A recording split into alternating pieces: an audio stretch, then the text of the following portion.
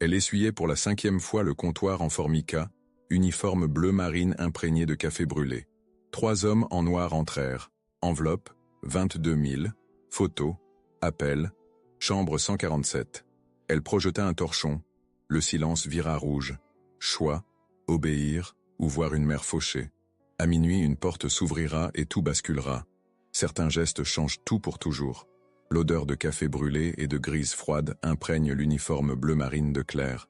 Ses cheveux châtains tirés en queue de cheval stricte, elle essuie machinalement le comptoir en formica du café de la gare pour la 5e fois.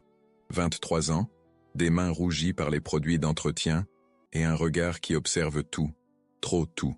La salle se vide lentement. Les derniers clients de cette fin d'après-midi parisienne règlent leurs additions en marmonnant. Claire compte mentalement les pourboires. 43 €. Pas assez pour le loyer en retard de Margot. Margot nettoie les verres derrière le bar. 25 ans, blonde décolorée, sourire forcé qui ne trompe personne. Ses gestes sont mécaniques, presque frénétiques. Elle évite le regard de Claire depuis 2 heures. « Tu vas bien ?» Claire pose la question sans cesser d'essuyer. Sa voix porte une tendresse inquiète. Margot hausse les épaules. Un geste qui dit tout et rien. Le verre tremble entre ses doigts. C'est Dubois. Le nom flotte dans l'air comme une menace. Margot se fige. Le verre glisse de ses mains, explose sur le carrelage. Les éclats brillent sous les néons blafards. Claire s'agenouille, ramasse les morceaux un à un. Ses doigts évitent précisément les arêtes coupantes. Geste d'habitude, geste de survie. Il a appelé ce matin. Margot chuchote. Sa voix se brise. Il veut me voir. Ce soir. Henri Dubois, 52 ans, propriétaire de 3 restaurants, 2 boîtes de nuit et d'un réseau de prêts qui ne figure sur aucun registre officiel. Cheveux gris argentés impeccablement coiffés, costume sur mesure qui sentent le pouvoir et la menace. Claire ne l'a vu qu'une fois, mais son image reste gravée. La façon dont les serveurs se taisaient quand il entrait. La façon dont Margot avait pâli. 15 000 €. C'est le montant que Margot doit. Pour l'opération de sa mère. Pour les frais d'hôpital que la sécurité sociale ne couvre pas entièrement. Pour l'espoir de sauver quelqu'un qu'elle aime. Claire jette les éclats dans la poubelle. Le bruit métallique résonne comme un glas. Il ne viendra pas ici. Sa voix est ferme. Pas dans un lieu public. Margot secoue la tête. Tu ne comprends pas. Il n'a plus besoin de se cacher. Plus maintenant. La porte d'entrée carillonne. 3 hommes entrent. Le premier, trapu, costume noir froissé, regard qui balaie la salle méthodiquement. Le second, plus grand, cicatrice qui barre sa joue gauche, main qui reste dans les poches. Le troisième s'arrête sur le seuil. Henri Dubois. Il porte un manteau de cachemire gris perle. Ses chaussures italiennes claquent sur le carrelage humide. Il ne regarde pas Claire. Ses yeux vont directement à Margot. Mademoiselle Moreau. Sa voix est posée, presque courtoise. C'est cette politesse qui glace le sang de Claire. La violence qui se cache derrière les bonnes manières. Margot lâche le torchon qu'elle tenait. Ses mains tremblent. Monsieur Dubois, je n'attendais pas. Bien sûr que si. Il s'approche du comptoir. Ses gestes sont mesurés, calculés. Nous avions rendez-vous. Claire continue d'essuyer. Ses mouvements deviennent plus lents, plus précis. Elle observe sans en avoir l'air. Technique apprise dans les familles d'accueil. Rester invisible pour survivre. Dubois sort une enveloppe de sa poche intérieure. Papier crème, épaisse. Il la pose délicatement sur le comptoir. 15 000 €. Il marque une pause. Plus les intérêts. Cela fait 22 000 maintenant. Margot chancelle. Se rattrape au rebord du bar. Mais, vous aviez dit 15. Nous étions d'accord pour 15. Le sourire de Dubois ne monte pas jusqu'à ses yeux. C'était il y a 6 mois, Margot. Le temps, voyez-vous, c'est de l'argent. Et votre temps est écoulé. Il ouvre l'enveloppe. En sort une photographie. La tend à Margot qui devient livide. Claire ne voit pas l'image, mais elle devine. Chantage. Menace. Toujours la même méthode. Votre mère sort de l'hôpital demain. Dubois range la photo. Il serait dommage qu'elle ait un accident. Les rues de Belleville sont si dangereuses la nuit. La rage monte en Claire. Sourde, brûlante. Elle serre le torchon si fort que ses jointures blanchissent. Margot s'effondre sur un tabouret. Je n'ai pas cette somme. Vous le savez. Bien sûr. Dubois consulte une montre en or. C'est pourquoi je vais vous proposer un arrangement. Il fait un geste. L'homme à la cicatrice s'approche. Sort une tablette de sa veste. L'écran s'allume. Image de fille jeune, très jeune. 3 ans de travail. Mes établissements ont besoin de personnel spécialisé. Au bout de 3 ans, votre dette sera effacée. Claire comprend. Son estomac se tord. Margot aussi comprend. Ses yeux s'écarquillent. Non. Le mot sort tout seul. Non, je ne peux pas. Dubois range la tablette. Son visage ne change pas d'expression. Dans ce cas, nous réglerons autrement. Il se tourne vers l'homme trapu. Vincent. Vincent sort un téléphone. Compose un numéro. Occupez-vous de la vieille. Chambre 147. Claire entend les mots. Les comprend. Et quelque chose se brise en elle. Le torchon vole à travers la salle. Atterrit sur le visage de Dubois. Splash de liquide de vaisselle et de colère. Espèce de porc. Le silence qui suit est absolu. Même les mouches semblent s'être arrêtées de voler. Dubois retire lentement le torchon de son visage. Du produit d'entretien dégouline sur son manteau de cachemire. Ses yeux se posent sur Claire pour la première fois. Tais-toi. 2 mots. Dit sans hausser le ton. Mais il porte le poids d'une condamnation. Claire ne se tait pas. Vous n'avez pas le droit. Elle n'a rien fait. Sa mère n'a rien fait. Dubois essuie son visage avec un mouchoir en soie. Ses gestes sont toujours mesurés. Mais quelque chose a changé dans ses yeux. Une lueur d'intérêt. Comment vous appelez-vous? Claire Dubois ne le quitte pas du regard. Claire Petit. Claire Petit. Il répète le nom comme s'il le goûtait. Vous travaillez ici depuis longtemps? 2 ans. Et vous pensez que vos 2 années de service vous donnent le droit de m'insulter? Claire sent la peur ramper le long de sa colonne vertébrale. Mais la colère est plus forte. Je pense que personne n'a le droit de menacer une mère de famille. Dubois range son mouchoir. Un sourire étrange étire ses lèvres. Intéressant. Il fait un pas vers elle. Très intéressant. Il se tourne vers Margot qui n'a pas bougé de son tabouret. Mademoiselle Moreau, votre dette est annulée. Margot relève la tête. Quoi? Vous m'avez bien entendu. 15 000 €. Effacé. Il remet l'enveloppe dans sa poche. Considérez cela comme un geste de bonne volonté. Margot n'ose pas y croire. Vraiment? À une condition. Dubois ne quitte pas Claire des yeux. Mademoiselle Petit prend votre place. Claire sent le sol se dérober sous ses pieds. Quoi? Vous semblez très attachée à la justice, Claire. Très courageuse. J'ai besoin de gens courageux dans mon organisation. Je ne travaillerai jamais pour vous. Oh mais si. Il consulte de nouveau sa montre. Vincent va raccompagner Mademoiselle Moreau chez elle, pour s'assurer qu'elle arrive bien, et qu'elle reste bien sage. La menace implicite est claire. Margot comprend. Claire aussi. Et moi? Demande Claire. Vous allez venir avec moi, nous avons à discuter. Claire regarde Margot. Voit la peur dans ses yeux. Voit aussi l'espoir. Une chance de s'en sortir. Une chance de sauver sa mère. D'accord. Sa voix ne tremble pas. Mais d'abord, vous laissez partir Margot. Vraiment partir. Dubois hoche la tête. Vincent, l'homme trapu escorte Margot vers la sortie. Elle jette un dernier regard à Claire. Un regard qui dit merci et pardon à la fois. La porte se referme. Claire se retrouve seule avec Dubois et l'homme à la cicatrice. Maintenant, dit Dubois, nous pouvons vraiment faire connaissance. Il y a quelque chose dans sa voix. Quelque chose qui dit que la vraie histoire ne fait que commencer. Claire ferme les yeux une seconde. Quand elle les rouvre, elle n'est plus tout à fait la même personne. La Mercedes noire glisse dans les rues pavées du 16e arrondissement. Claire observe par la vitre teintée les immeubles haussmanniens défiler. L'odeur de cuir italien et d'eau de Cologne coûteuse envahit l'habitacle. Dubois n'a pas prononcé un mot depuis qu'ils ont quitté le café. Ses doigts tapotent le rythme d'une mélodie inconnue sur la coudoir. Geste hypnotique qui irrite Claire. L'homme à la cicatrice conduit. Ses yeux scrutent constamment le rétroviseur. Technique de professionnel. Claire note mentalement chaque détail. Chaque sortie possible. Instinct de survie développé dans les foyers d'accueil où il fallait toujours avoir un plan d'évasion. Où allons-nous? Sa voix brise le silence feutré. Dubois tourne la tête vers elle. Lentement. Chez moi. 2 mots qui résonnent comme une sentence. Claire serre ses mains sur ses genoux pour empêcher le tremblement. La peur est là, tapie au fond de son ventre, mais la colère reste plus forte. Cette colère qui l'a menée jusqu'ici. La voiture s'engage dans une allée privée bordée de platanes centenaires. Au bout, une façade de pierre claire apparaît. Hôtel particulier du 19e siècle. Fenêtres hautes encadrées de fer forgé. Jardin à la française parfaitement entretenu. L'argent sale transformé en respectabilité architecturale. Dubois descend le premier. Contourne la voiture pour ouvrir la portière de Claire. Geste de gentleman qui sonne faux. Elle refuse sa main tendue. Sort seule. Dignité dérisoire mais nécessaire. Le hall d'entrée la saisit par sa splendeur froide. Marbre de Carrare au sol. Escalier à balustrade dorée qui monte vers les étages. Lustre en cristal de baccarat qui projette 1000 reflets. Tout ici respire le pouvoir et l'intimidation calculée.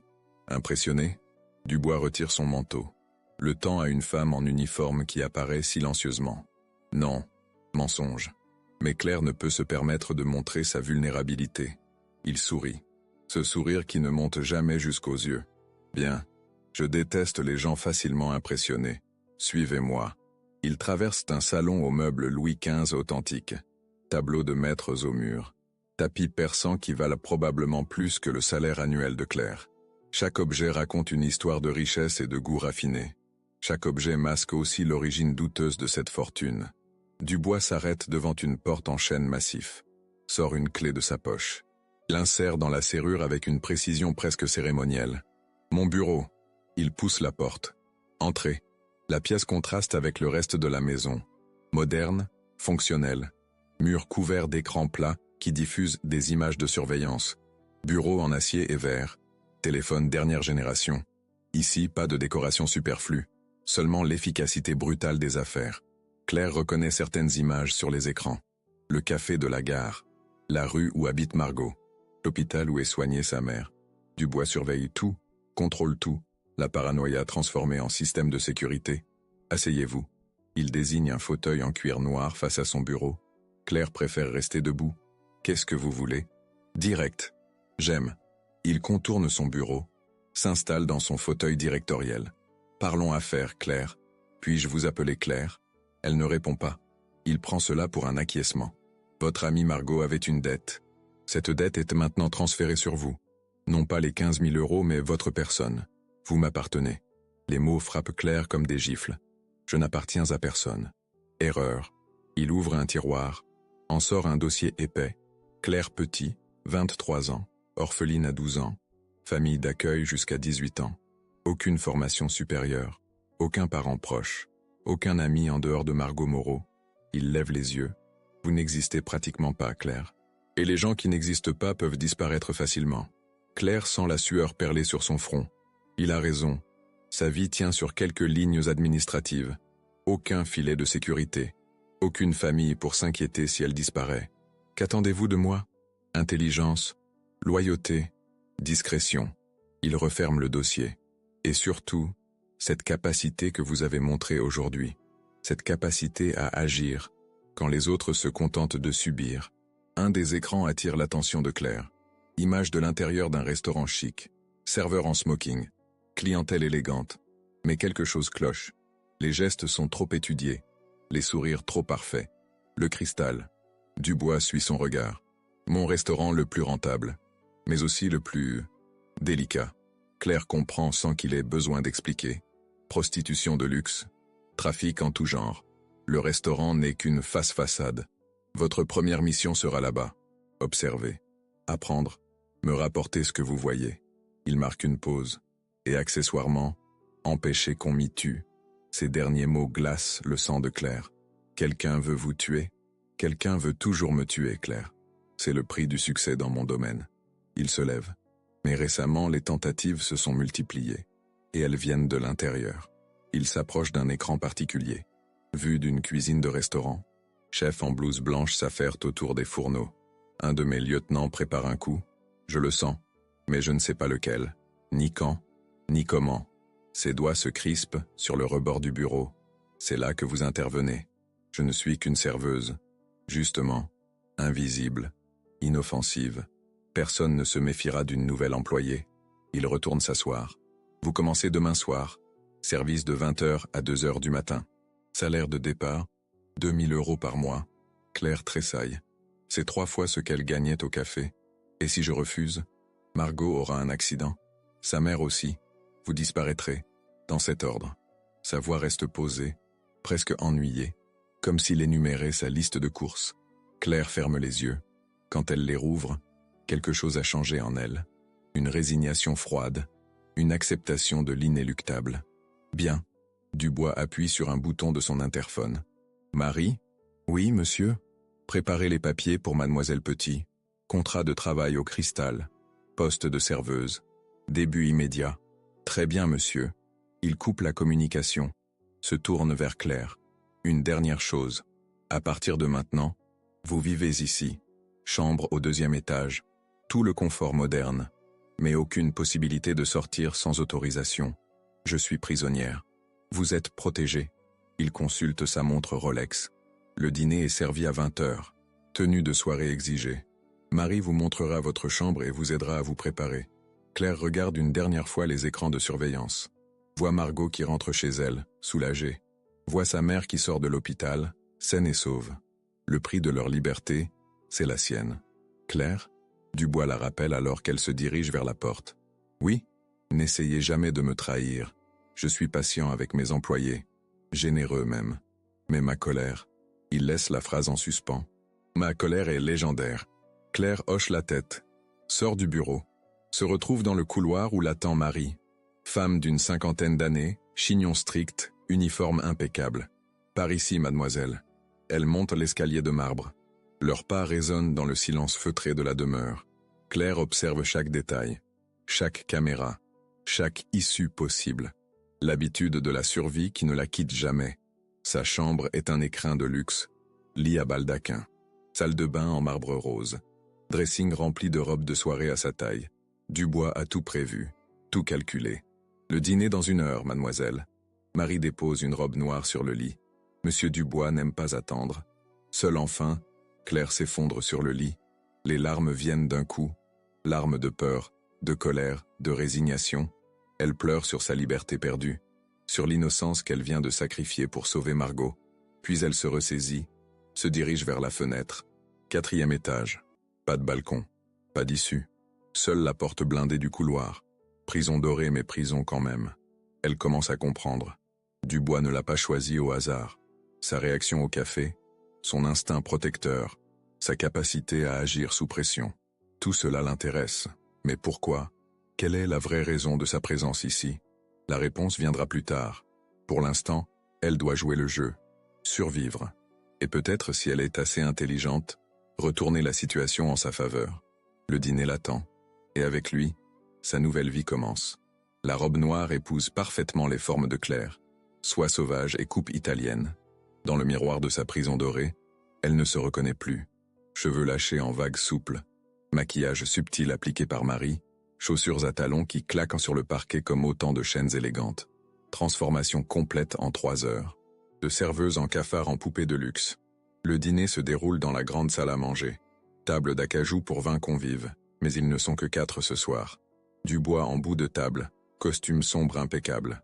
À sa droite, un homme d'une 40aine d'années aux tempes grisonnantes. Jean-Marc Rousseau, directeur du Cristal selon les présentations laconiques. Regard fuyant, mains qui tremblent imperceptiblement quand il porte son verre à ses lèvres.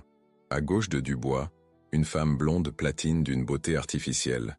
Natacha Volkov, responsable du personnel. Accent russe à peine perceptible. Sourire de prédateur sous le rouge à lèvres carmin. Claire occupe la place face à Dubois. Position stratégique pour l'observer. Position d'invité d'honneur ou de condamné, elle ne sait plus très bien. Claire travaillera au Cristal à partir de demain. Dubois découpe son filet de bœuf avec la précision d'un chirurgien. Formation accélérée. Je compte sur vous pour qu'elle soit opérationnelle rapidement.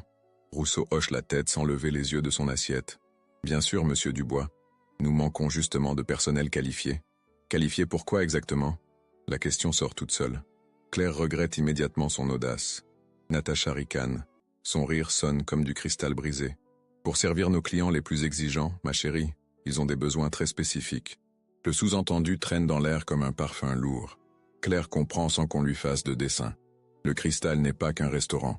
C'est un bordel de luxe déguisé en établissement gastronomique. Claire ne travaillera qu'en salle. La voix de Dubois claque comme un fouet. Service classique uniquement. Natacha hausse un sourcil parfaitement épilé. Dommage. Avec son physique, elle aurait pu être très rentable dans nos services privés. Claire sent la nausée monter. Ces gens parlent d'elle comme d'une marchandise. Évaluent sa valeur marchande entre la poire et le fromage. Les services privés ont leurs propres règles. Dubois pose ses couverts. Claire n'en fait pas partie. Protection ou possessivité. Claire ne sait plus distinguer. Dans ce monde, les deux se confondent probablement. Le reste du dîner se déroule en conversation feutrée sur les affaires courantes. Livraison en retard, clients mécontents, problèmes de personnel. Tout semble normal en surface, mais Claire perçoit les tensions sous-jacentes. Les regards en coin. Les silences qui en disent plus que les mots. Rousseau boit trop. Natacha mange à peine. Dubois contrôle tout d'un œil glacial. Chacun joue son rôle dans cette pièce de théâtre sinistre. À minuit, Marie raccompagne Claire à sa chambre. Consigne stricte, repos obligatoire, réveil à 18h pour préparation. Première soirée au cristal demain, baptême du feu. Seule dans l'obscurité de sa chambre, Claire réfléchit. Dubois veut qu'elle découvre qui le trahit. Mais pourquoi elle? Pourquoi faire confiance à une inconnue pour une mission si délicate? La réponse lui échappe encore. Elle s'endort en pensant à Margot, à sa liberté retrouvée, au prix que Claire paie pour cette liberté. 18h sonnent au carillon de l'entrée. Marie frappe à la porte. Nouveau costume. Tailleur noir strict, chemisier blanc, chaussures plates. Tenue de serveuse professionnelle. Retour aux sources, en quelque sorte. Le trajet vers le cristal se fait en silence. Autre Mercedes, autre chauffeur. Même technique de surveillance constante. Claire note mentalement l'itinéraire. Habitude de survie qui ne la quitte jamais. Le restaurant occupe un hôtel particulier du 8e arrondissement. Façade belle époque restaurée, enseigne discrète en lettres dorées. Rien ne distingue l'endroit d'un établissement gastronomique classique. Camouflage parfait. L'intérieur confirme l'impression de respectabilité. Décoration raffinée, éclairage tamisé, tables espacées pour l'intimité. Clientèle élégante déjà installée malgré l'heure précoce. Hommes d'affaires en costume sombre, femmes en robe de soirée. Tout respire l'argent et le pouvoir. Rousseau accueille Claire à l'entrée. Même nervosité que la veille, mais amplifiée. Ses mains tremblent, franchement maintenant. Suivez-moi. Je vais vous présenter l'équipe. La cuisine bruise d'activité. Chefs en blouse blanche s'affairent autour des fourneaux. Plats sophistiqués, présentation soignée, balais millimétrés des commis. Rien à redire sur le professionnalisme culinaire. Mais Claire remarque les détails qui clochent. Caméras trop nombreuses. Accès aux étages supérieurs strictement contrôlés. Personnel exclusivement masculin en cuisine. Et cette tension dans l'air, cette électricité qui précède les orages. Thomas, notre chef de rang. Rousseau désigne un homme d'une trentaine d'années. Brun, élégant, sourire carnassier. Il vous expliquera le fonctionnement. Thomas jauge Claire d'un regard expert. Expérience en restauration? Café de quartier. Rien de comparable à ici. Effectivement. Son sourire s'élargit. Ici nous avons une clientèle très particulière. Des habitudes précises. Des demandes spéciales. Il l'emmène dans un bureau discret derrière la cuisine. Mur couvert de plans du restaurant, de photos du personnel, de listes de clients. Organisation militaire. Règle numéro 1. Confidentialité absolue. Ce que vous voyez ici ne sort jamais d'ici. Règle numéro 2. Obéissance immédiate aux demandes des clients, quelles qu'elles soient. Règle numéro 3. Silence total sur les activités des étages supérieurs. Claire hoche la tête.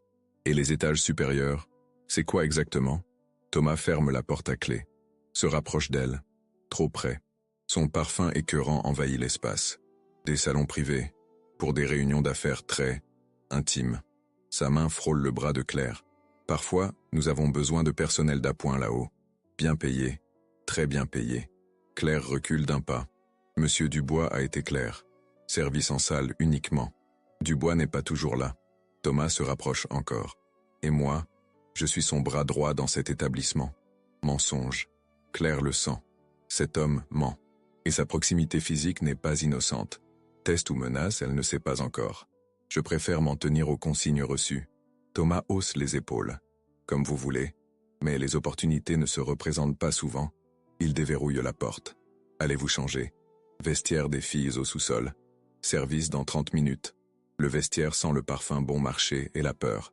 3 filles s'y préparent. Très jeunes. Très maigres. Regard fuyant et gestes nerveux.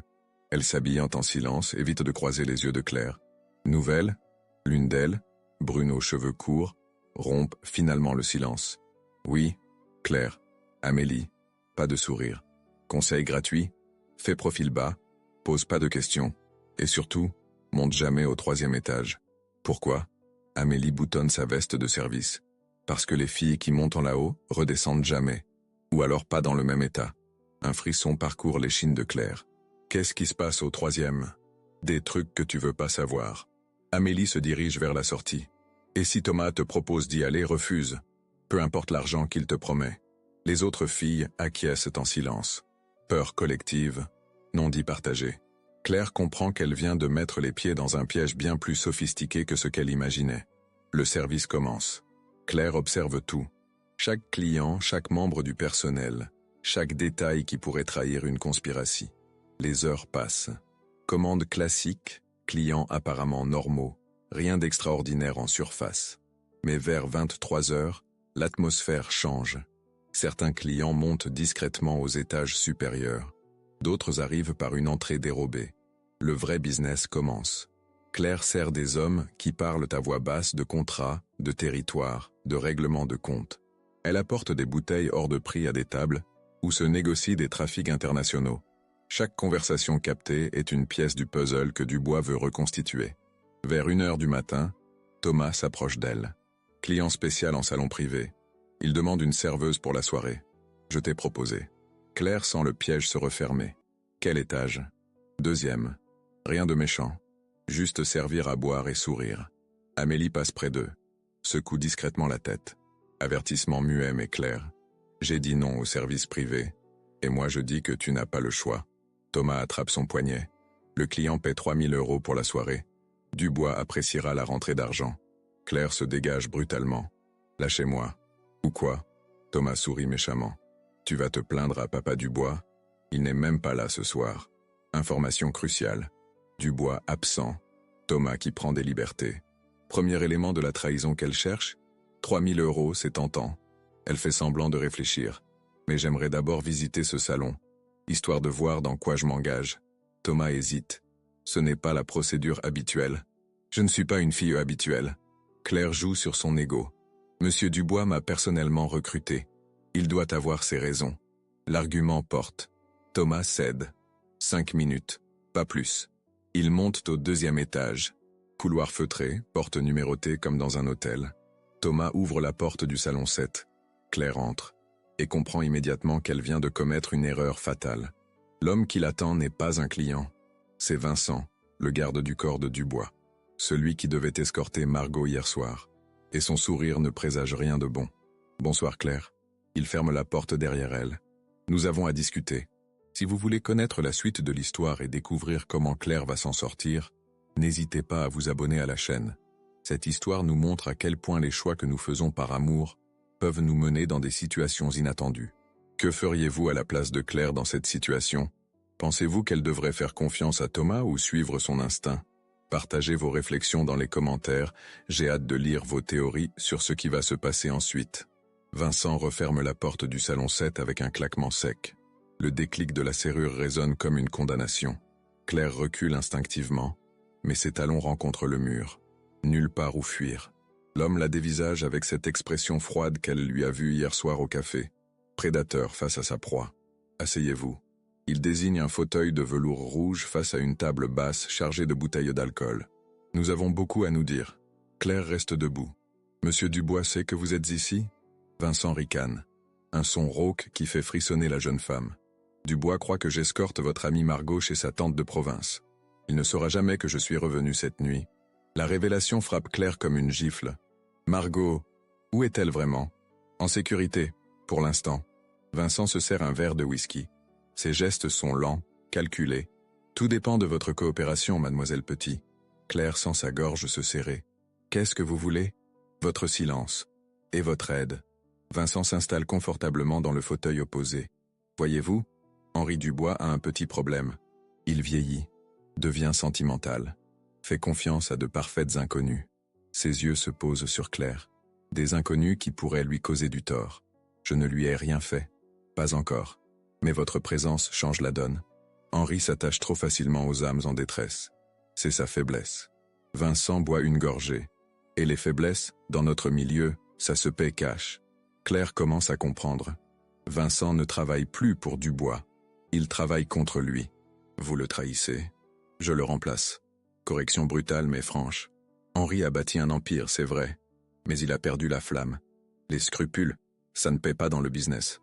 Vincent se lève, s'approche de la fenêtre qui donne sur la rue. Écarte légèrement le rideau. En bas, des voitures circulent normalement. Paris continue de vivre, ignorant le drame qui se joue à quelques mètres de hauteur.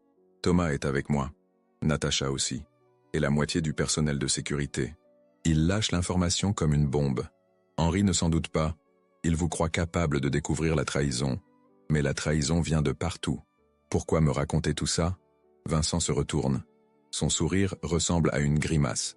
Parce que vous allez m'aider à l'éliminer. Ce soir, les jambes de Claire se dérobent. Elle s'effondre dans le fauteuil. Jamais. Si, vous allez rentrer chez Henri, lui dire que tout va bien au restaurant. Et à minuit précis, vous ouvrirez la porte de service qui donne sur le jardin. Vincent consulte sa montre. Dans exactement 43 minutes. Et si je refuse? Vincent sort son téléphone. Montre l'écran à Claire. Photo de Margot, attachée sur une chaise. Bâillon sur la bouche. Ses yeux expriment une terreur absolue. Margot a été très coopérative jusqu'à présent. Mais ma patience a des limites. Claire sent la nausée monter. Vous aviez promis qu'elle serait libre. Henri avait promis. Moi, je n'ai rien promis du tout. Vincent range son téléphone. Vous avez le choix, Claire. Une mort ou 2 morts. À vous de voir.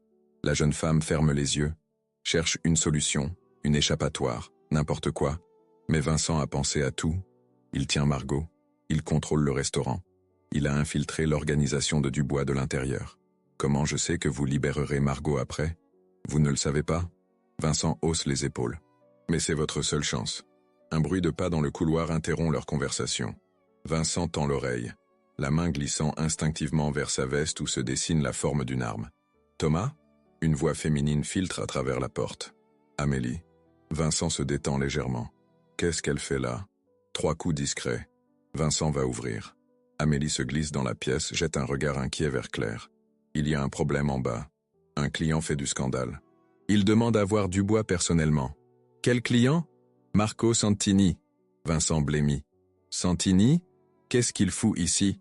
Claire ne connaît pas ce nom, mais la réaction de Vincent en dit long. Amélie semble terrifiée. Il dit qu'il a rendez-vous avec Monsieur Dubois. Thomas ne sait plus quoi faire. Vincent se passe la main dans les cheveux. Premier signe de nervosité depuis le début de leur entretien. Santini ne devait pas venir avant demain.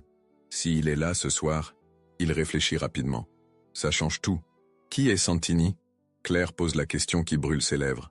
Un associé de Dubois, sicilien, très susceptible sur les questions d'honneur. Vincent se dirige vers la porte. Si Santini découvre ce qui se prépare cette nuit, il nous fera tous tuer. Amélie acquiesce. Il a amené 6 hommes avec lui.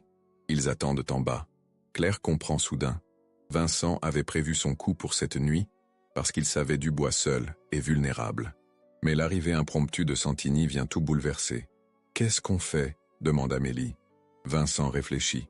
Ses mâchoires se contractent. On reporte. Tant pis pour cette nuit. Il se tourne vers Claire. Vous rentrez chez Henri. Vous ne dites rien de notre conversation. Vous attendez mes instructions. Et Margot? Margot reste en vie tant que vous vous taisez. Vincent ouvre la porte. Amélie, raccompagne-la. Les 2 femmes descendent en silence vers le rez-de-chaussée. Dans l'escalier, Amélie attrape le bras de Claire. Ne fais pas confiance à Vincent, il ment. Qu'est-ce que tu veux dire? Margot n'est pas prisonnière. Elle est morte. Le monde s'effondre autour de Claire. Quoi? Vincent l'a tuée hier soir. Je les ai vus partir ensemble de chez elle. Elle n'est jamais arrivée chez sa tante. Amélie baisse la voix. Il se sert de toi pour éliminer Dubois. Après, il te tuera aussi. Claire s'appuie contre le mur. Margot morte. Tout ça pour rien. Sa prison dorée. Son sacrifice. Sa soumission. Tout ça pour sauver quelqu'un qui était déjà mort. Pourquoi tu me dis ça? Parce que Dubois m'a sauvé il y a 2 ans. Il m'a sorti de la rue, m'a donné du travail, m'a protégé de Vincent qui voulait me mettre sur le trottoir. Amélie regarde vers le haut de l'escalier. Henri a ses défauts, mais il n'est pas un monstre. Vincent, lui, c'est le diable. Elles atteignent le rez-de-chaussée. Dans la salle principale, Claire aperçoit un homme en costume blanc entouré de 6 colosses en noir. Marco Santini, probablement. Il discute avec animation avec Thomas qui transpire à grosses gouttes. « Qu'est-ce que je dois faire ?» murmure Claire. « Préviens Henri. Dis-lui que Vincent a retourné la moitié de ses hommes. Dis-lui de venir avec des renforts. » Amélie pousse Claire vers la sortie. Et surtout, ne reviens jamais ici. Claire sort du restaurant. L'air frais de la nuit parisienne fouette son visage. Elle un taxi, donne l'adresse de l'hôtel particulier de Dubois. Durant le trajet, elle repense aux dernières heures. Vincent qui joue sur plusieurs tableaux. Thomas qui la pousse vers les services privés. Natacha qui évalue sa valeur marchande. Tous unis contre Dubois dans une conspiration parfaitement orchestrée. Mais Margot est morte. Cette révélation la ronge de l'intérieur. Sa meilleure amie, la seule famille qui lui restait, assassinée pendant qu'elle dînait dans la soie et le cristal. La colère remplace petit à petit la peur. Une colère froide, calculatrice. Vincent croit pouvoir la manipuler avec une morte. Il se trompe. Claire va jouer le jeu mais selon ses propres règles. Le taxi s'arrête devant la grille de l'hôtel particulier. Claire paie, descend. Les grilles s'ouvrent automatiquement. Reconnaissance faciale, sans doute. Dubois surveille tout, même ses propres invités. Marie l'attend dans le hall. Monsieur Dubois vous attend dans son bureau. Claire monte l'escalier de marbre. Ses talons claquent comme un métronome. Chaque pas la rapproche de sa vengeance. Vincent veut éliminer Dubois? Très bien. Mais avant, il paiera pour Margot. Elle frappe à la porte du bureau. Entre sans attendre la réponse. Dubois lève les yeux de ses écrans de surveillance. Il a vieilli de 10 ans depuis hier.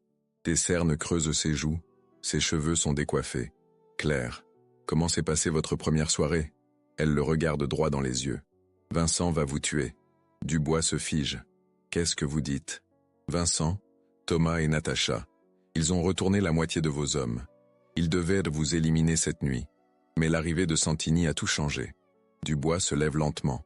Vincent est censé être en province avec votre ami. Vincent a tué Margot hier soir. La voix de Claire ne tremble pas. Il m'a menti pour que j'ouvre votre porte de service à minuit. Dubois contourne son bureau, s'approche d'elle. Ses yeux la scrutent, cherchent le mensonge, la manipulation. Ne trouve que la vérité brute. Vous en êtes certaine? Amélie m'a tout raconté. Elle vous est fidèle. Claire croise les bras. Maintenant, monsieur Dubois, nous allons parler de ma récompense. Un sourire glacial étire les lèvres de l'homme. Votre récompense? Ma liberté. Et la tête de Vincent. Dubois hoche lentement la tête. Marché conclu. Dubois active immédiatement son réseau. Appel crypté, message codé, ordre donné à voix basse. En moins d'une heure, 15 hommes armés encerclent discrètement le cristal. Claire observe cette machine de guerre se mettre en place depuis les écrans de surveillance du bureau. Fascination morbide pour cette violence organisée. Vincent sortira par l'arrière. Dubois pointe du doigt une ruelle sombre sur l'un des moniteurs. Il a toujours eu cette habitude quand les choses tournent mal. Claire hoche la tête. Et Santini? Santini ne sait rien. Il vient récupérer de l'argent que je lui dois. Malheureusement pour Vincent, Marco a horreur qu'on le dérange pour rien. Dubois sourit froidement. Il va être très mécontent d'apprendre que son voyage est inutile. À minuit 47, les choses se précipitent. Sur les écrans, Claire voit Vincent descendre discrètement vers les cuisines. Il tient un téléphone à l'oreille, gesticule nerveusement, probablement en train d'expliquer à ses complices pourquoi le plan a échoué. Il va filer. Claire se penche vers l'écran. Il se dirige vers la sortie de service. Dubois appuie sur un bouton de son interphone. Phoenix, cible en mouvement. Secteur Delta. La réponse grésille immédiatement. Phoenix reçu, cible acquise. Claire frissonne. Ses hommes parlent de Vincent comme d'un animal à abattre. Mais elle repense à Margot, à son sourire, à leur rêve partagé d'une vie meilleure. Vincent a détruit tout ça. Il mérite ce qu'il attend. Sur l'écran de surveillance, Vincent pousse la porte de service. Sort dans la ruelle. Regarde à droite, à gauche. Ne voit rien d'anormal. Commence à marcher vers sa voiture garée au bout de l'impasse. Il ne fait que 3 pas. 2 hommes surgissent de l'ombre. Vincent porte la main à sa veste mais un coup de matraque l'arrête net. Il s'effondre sur le pavé humide. Les hommes le traînent vers une camionnette noire qui démarre aussitôt. « C'est fini ?» demande Claire. Pour Vincent, oui. Dubois éteint les écrans. Pour Thomas et Natacha, pas encore. Claire sursaute. « Vous allez les tuer aussi ?» Thomas sera transféré dans un de mes établissements de Marseille, loin de toute tentation. Quant à Natacha, Dubois hausse les épaules. Elle a des informations qui m'intéressent. Nous allons discuter. Cette froideur dans sa voix glace Claire. Dubois ne tue pas par colère. Il tue par nécessité, méthode, calcul. C'est peut-être encore plus effrayant que la violence impulsive. Et moi? Dubois se tourne vers elle, l'observe longuement. Ses yeux la scrutent comme s'il la voyait pour la première fois. Vous êtes libre, Claire. Comme convenu. Vraiment? Un homme d'honneur tient ses promesses. Il ouvre un tiroir de son bureau. En sort une enveloppe épaisse. 50 000 €, de quoi recommencer ailleurs. Claire prend l'enveloppe, la soupèse. Plus d'argent qu'elle n'en a jamais eu. Assez pour disparaître, changer d'identité, refaire sa vie loin de Paris. Il y a une condition. Elle s'attendait à ce piège. Laquelle? Vous oubliez tout ce que vous avez vu, tout ce que vous savez. Henri Dubois n'existe plus pour vous. Il marque une pause. En échange, Claire Petit n'existera plus pour moi. Pacte de silence. Chacun retourne à sa vie. Chacun garde ses secrets. Claire comprend la logique, mais quelque chose la dérange. Pourquoi me laisser partir? Je pourrais vous causer des problèmes. Dubois sourit. Un vrai sourire cette fois. Presque chaleureux. Parce que vous m'avez sauvé la vie, et parce que... Il hésite. Parce que vous me rappelez quelqu'un que j'ai connu autrefois. Quelqu'un qui avait votre courage. Qui? Ma fille. Sa voix se brise imperceptiblement. Elle aurait votre âge aujourd'hui, si elle avait vécu. Claire comprend soudain. Cette protection excessive. Cette attention particulière. Dubois ne voyait pas en elle une employée, mais un fantôme du passé. Une chance de racheter ses erreurs de père. Comment est-elle morte? Overdose. À 18 ans. Dubois referme le tiroir violemment. J'étais trop occupé à construire mon empire pour voir qu'elle se détruisait. Silence pesant. Claire imagine cette fille perdue, négligée par un père trop ambitieux. Imagine aussi la culpabilité qui ronge Dubois depuis des années. Je suis désolé. Moi aussi. Il se dirige vers la fenêtre. C'est pourquoi vous devez partir, Claire, avant que mon monde vous détruise comme il l'a détruite. Claire se lève. L'enveloppe dans ses mains pèse soudain très lourd. 50 000 €. Le prix de sa liberté, mais aussi le prix du sang de Vincent. Une dernière question. Qu'est-ce qui va arriver à Vincent? Dubois ne se retourne pas. Vincent va disparaître. Lentement. Douloureusement. Il paiera pour Margot. Et pour sa trahison. Claire acquiesce. Justice sera rendue. Margot sera vengée. Elle devrait se sentir soulagée. Mais une étrange mélancolie l'envahit. Comme si cette victoire avait un goût amer. Au revoir, monsieur Dubois. Au revoir, Claire. Elle sort du bureau. Traverse le hall de marbre une dernière fois. Marie l'attend près de la porte d'entrée. Lui tend un sac de voyage. Vos affaires personnelles et des vêtements neufs pour votre voyage. Claire prend le sac. Merci, Marie. Bonne chance, mademoiselle. La Mercedes l'attend dehors. Même chauffeur silencieux que d'habitude. Cette fois, direction la gare du Nord. Dubois a tout organisé. Billet de train pour Londres. Passeport avec un nouveau nom. Nouvelle identité pour une nouvelle vie. Durant le trajet, Claire repense aux dernières 48 heures. Sa vie a basculé le jour où elle a jeté ce torchon au visage de Dubois. Geste d'instinct qui l'a menée dans un monde qu'elle n'imaginait pas. Monde de violences feutrées, de menaces élégantes, de codes d'honneur tordus. Elle en ressort libre, mais transformée. L'innocence de la petite serveuse du café de la gare s'est muée en quelque chose de plus dur, de plus cynique. Elle a goûté au pouvoir de la vengeance. Et ce goût ne s'oublie jamais. La gare du Nord grouille de voyageurs matinaux. Claire achète un café au distributeur automatique. S'installe sur un banc pour attendre son train. L'enveloppe de Dubois reste dans son sac. Elle n'a pas encore osé compter l'argent. Un homme s'assoit à côté d'elle. Costume froissé, barbe de 3 jours, journal à la main. Il déplie le Figaro. En première page, un entrefilet attire l'attention de Claire. Incendie criminel dans un restaurant parisien. 3 morts. Le cristal a brûlé cette nuit. Thomas et Natacha figurent probablement parmi les victimes. Dubois a fait le ménage, efficacement, définitivement. L'homme au journal la regarde. Vous connaissez cet établissement? Claire sursaute. Pardon? Le cristal. Vous avez l'air bouleversé en lisant l'article. Piège? Coïncidence? Dans le monde de Dubois, les coïncidences n'existent pas. Claire se lève. Non, je ne connais pas. Elle s'éloigne vers les quais. Son train entre en gare. Dans 3 heures, elle sera à Londres. Dans une semaine, elle aura disparu quelque part en Europe. Claire Petit n'existera plus. Mais en montant dans le wagon, elle emporte avec elle les souvenirs. Vincent qui supplie avant de mourir. Thomas et Natacha carbonisés dans les flammes.